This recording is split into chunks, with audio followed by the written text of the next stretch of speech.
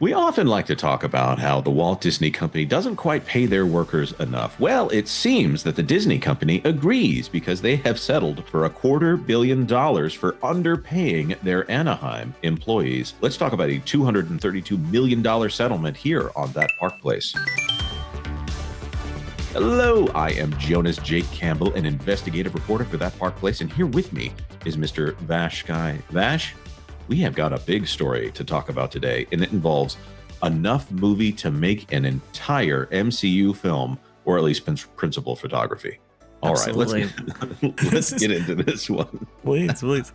Disney agrees to $233 million settlement in wage theft case. Oh, I guess I was off by $10 million. Oops. This one by Gabriel San Roman over there at the Daily Pilot. 5 years after workers first took Disneyland to court over skirting an Anaheim minimum wage law, the Walt Disney Company has agreed to settle a class action lawsuit for a staggering $233 million. Wow. The company approved the preliminary settlement on Friday, which accounts for back pay with interest as the Anaheim law is set to increase wages in January to nearly $20.50 an hour. Wow, California. That's what you got going? Amazing. Vash, take over for me. You are more familiar with this story at this point than I am. Yes. This is man, there's so much to this story. It's kind of hard to quantify and hard to distill it down, but I'll go ahead and try. So this actually goes back to 2018 originally. And you'll recall around that time period, it was very contentious between the city of Anaheim and Disney at the time. Even going back even further, Disney, I believe under the president of Michael Caliglazier, if I'm not mistaken, was attempting to prevent the city from enacting taxes on tickets sold at Disneyland Resort.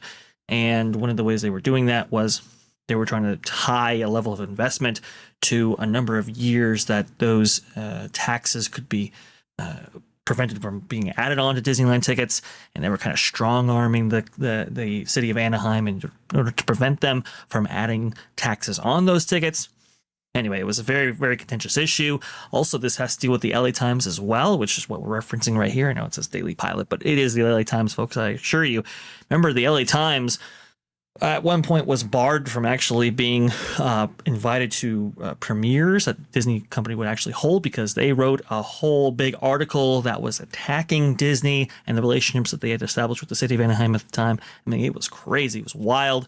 Josh D'Amaro then comes in as the next president of the Disneyland Resort. This was before he is the head of experiences, products, all of that. Anyway, when he comes in, he's like, okay, let's go ahead and settle things down right here, and basically acquiesces to the city of Anaheim and ends their tax rebates that they were that they had been privy to, and just kind of let things cool down. Actually, I think Bob Iger takes a liking to Josh D'Amaro, or at least maybe Bob Chapek takes a liking to him because of how he dealt with this whole situation. Anyway, this all goes to 2018.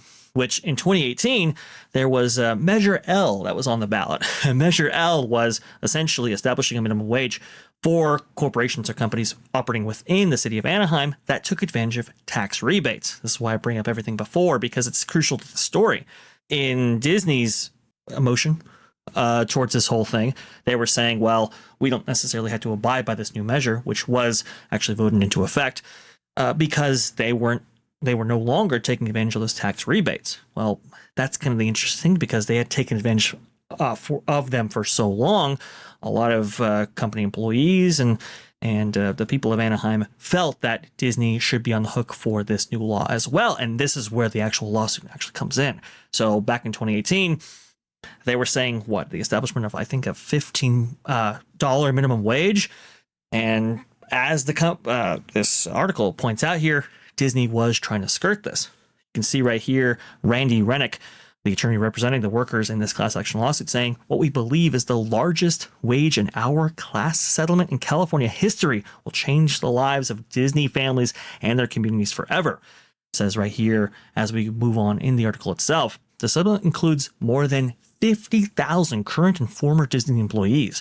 what's interesting about that is that I think Disneyland Resort, I think it tops out in terms of how many people that it has on its workforce right now, anywhere between 35 to 38,000 people. So 50,000, that's quite a bit of people that hadn't been with the company for all this time, now getting back pay owed to workers from January 1st, 2019, when the wage law first took effect, until the date Disney adjusted wages at the end of the court fight last year, accounts for roughly $105 million of the total settlement. Wow. This is a huge settlement. So this is the thing that I need to point out here, as the way that tort law works in the United States. The lawyers will be taking a large percentage of that, which is kind of a shame, but at the same time, it wouldn't have happened without the lawyers. I think most people will agree that the law firm taking this on is not doing it for free here.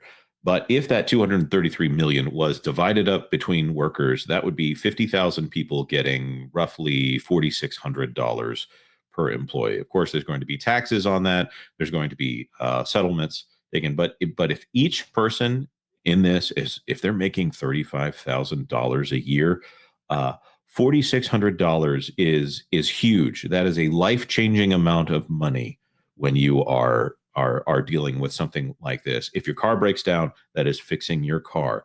That is more than enough presents for you to buy, more than enough money to buy presents for your kids at the holidays. I don't think this is something where the checks are going out here in order for people to make this. But I've been in this wage range, and I'm not saying I won't be in this wage range again, but this is a huge amount of money for people. So this is a very big deal for a giant $200 billion corporation to keep from the people who are the most important people at the resort, the resort that makes them the second most amount of money, as the revenue from the Walt Disney Company often does. The Disneyland Resort is the second most important site for making money for the Disney Corporation at this point.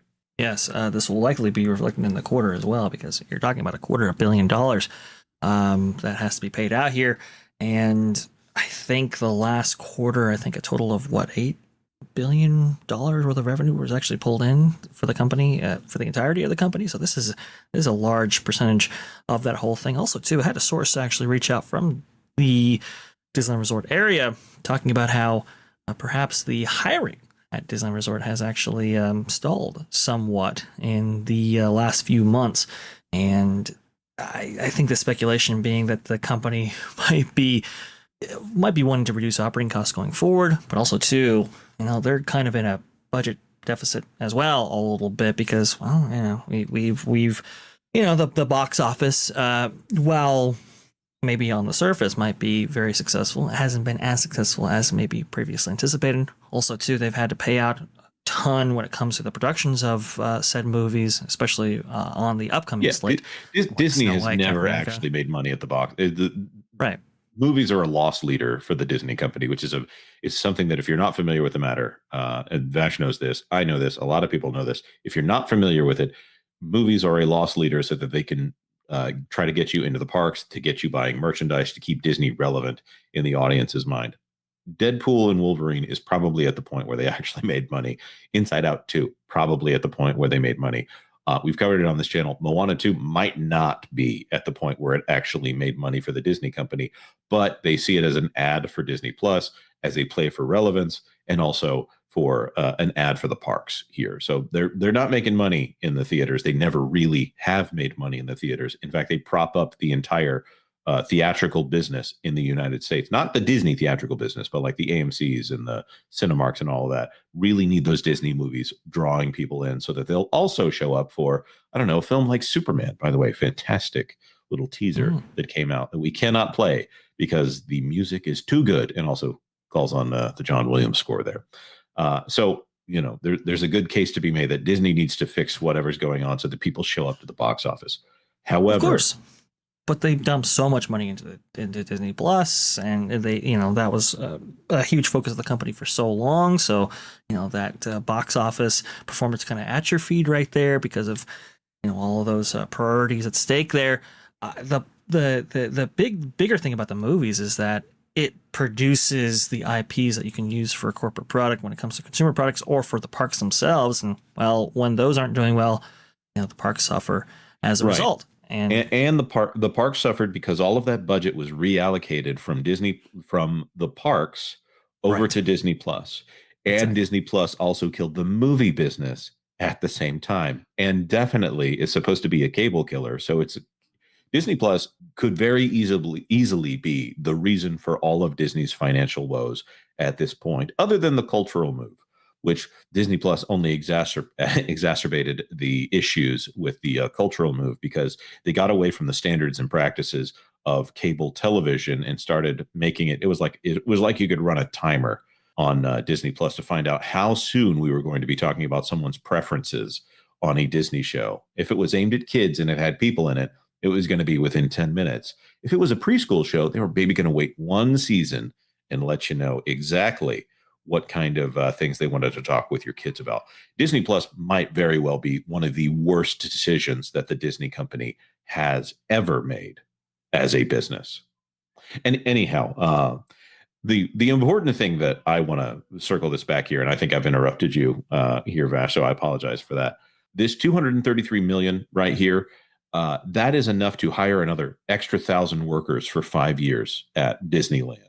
So, of all the issues that we're seeing with lack of support at the theme parks, if Disney's paying a lower wage, you could have hired more people. Or if people are being paid appropriately, you could have made it so that they enjoy their jobs and have less. People who make more money tend to have less stress in their jobs. We want the parks to be great. And right now, Disney is basically got a stranglehold on those parks that keeps them from being great as we see things value engineered into the abyss. Vash, I'm going to returning this to you. Please say whatever it was you were going to say. Yes, yes, yes. There's a couple of things I wanted to point out here, and I think that point is beautifully made. Apparently, we have an expert on the subject responding to this article right here.